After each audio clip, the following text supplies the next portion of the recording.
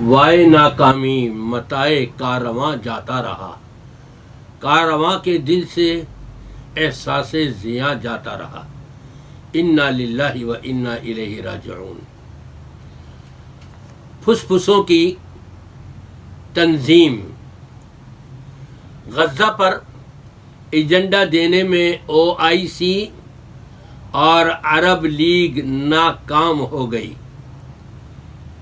اجلاس نشستند گفتند خوردن برخاستن۔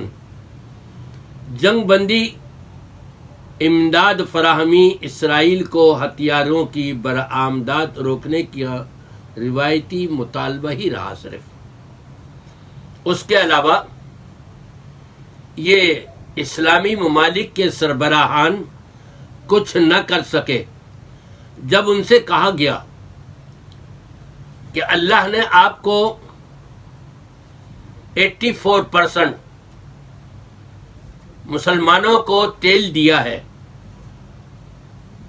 آپ بند کریں، اسرائیل کو نہ دیں، اسرائیل کا جو ساتھ دینے والے ہیں ان کو نہ دیں۔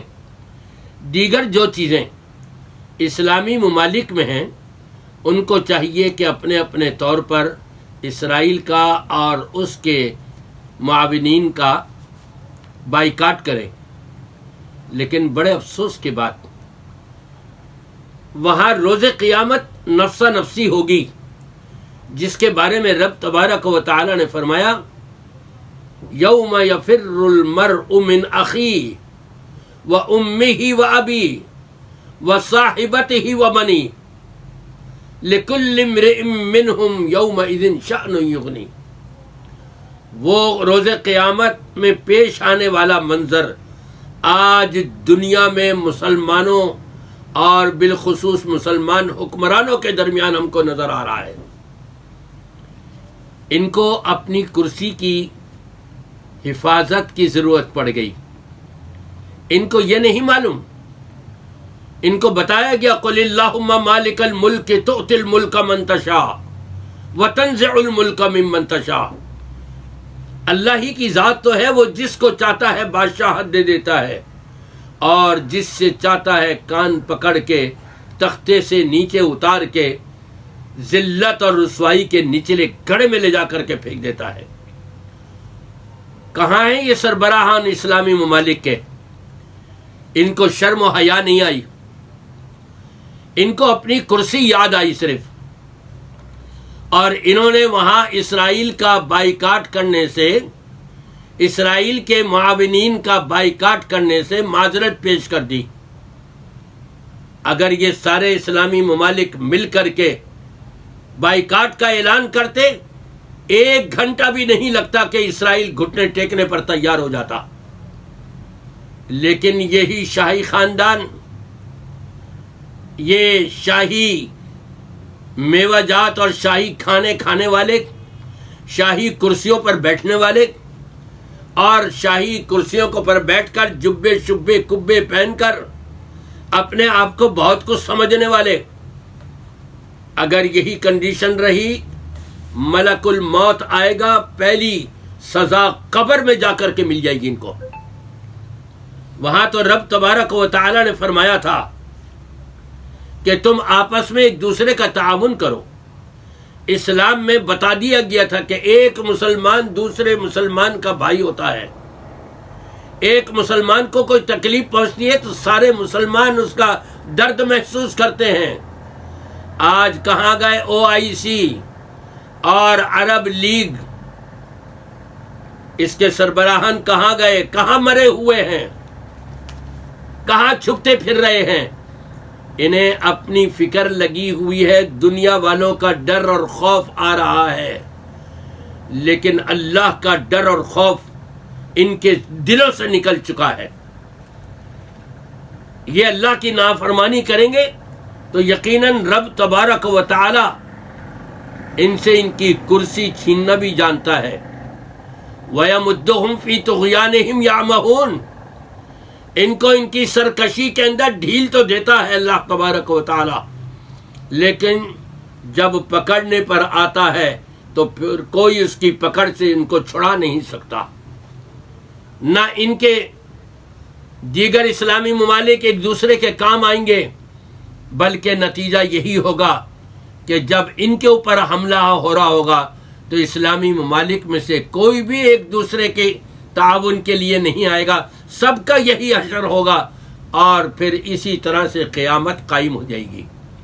آپ ذرا سا اندازہ لگائیے، رب تبارک و تعالی نے تو حکم دیا تھا وَأَعِدُّوا لَهُم مَّا اسْتَطَعْتُم مِّن قُوَّةٍ، بھرپور طریقے سے اپنی قوت کو استعمال کرو، اور تم بھرپور طریقے سے تیاری رکھو۔ اپنی تیاری تو کیا رکھنی، دعوے بڑے بڑے ہیں، ہمارے پاس اتنے ٹینک ہیں، اتنے میزائل ہیں، اتنے بم ہیں، اتنا کچھ ہے ہمارے پاس، لیکن عیاشی میں لگے ہوئے ہیں یہ تمام اسلامی ممالک کے سربراہان، اور کوئی آگے بڑھ کر اپنے مسلمان فلسطینیوں کی مدد کے لیے ان سے بائیکاٹ کرنے کو تیار نہیں۔ یہ خدا کی بارگاہ کے مجرم ہیں، اللہ کی بارگاہ کے مجرم ہیں، یہ روز قیامت پکڑے جائیں گے۔ رب تبارک و تعالی فرماتا ہے یا ایھا الذین آمنوا ما لکم اذا قیل لکم انفروا فی سبیل اللہ اثاقلتم الی الارض ارضیتم بالحیاۃ الدنیا من الآخرہ۔ رب تبارک و تعالی فرماتا ہے ایمان والو، کیا ہو گیا ہے تم کو؟ تمہیں کہا جاتا ہے کہ تم اللہ کے راستے میں جہاد کے لیے نکل پڑو، تم کسی بھی کنڈیشن میں ہو زمین کے اندر ذرا پھیل جاؤ، لیکن ارضیتم بالحیات الدنیا، دنیاوی زندگی تم نے پسند کر لی، اختیار کر لی، اپنی بادشاہتوں کو، اپنی مملکتوں کو، اپنی چودراہٹوں کو، اور اپنے صدر ہونے کو، اس کی حفاظت میں لگے ہوئے ہو۔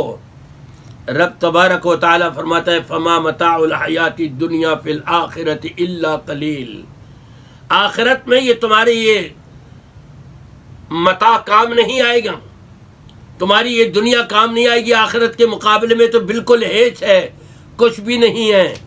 الا تنفروا يعذبكم عذابا علیما، خبردار یا تو تم نکلو اللہ کے راستے میں جہاد کے لیے، ورنہ تمہیں اللہ عذاب علیم چکھا دے گا، بڑا دردناک عذاب سے تمہیں ہمکنار کر دے گا۔ انفروا خفافا وثقالا وجاہدوا باموالکم وانفسکم فی سبیل اللہ ذالکم خیر لکم ان کنتم تعلمون۔ نکلو، خواہ تم ہلکے ہو یا بوجھل، جہاد کرو اللہ کی راہ میں اپنے مالوں اور اپنی جانوں کے ساتھ۔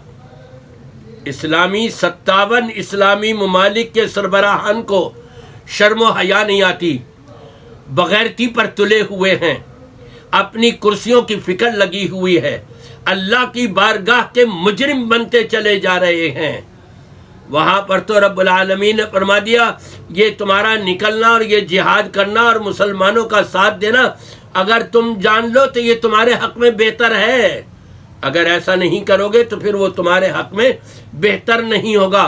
رب تبارک و تعالی تمہیں ذلیل اور رسوا کر دے گا دنیا کے اندر ہی۔ انہی لوگوں کے لیے رب تبارک و تعالی نے فرما دیا وَمَن لَّمْ يَحْكُم بِمَا أَنزَلَ اللَّهُ فَأُولَٰئِكَ هُمُ الْكَافِرُونَ۔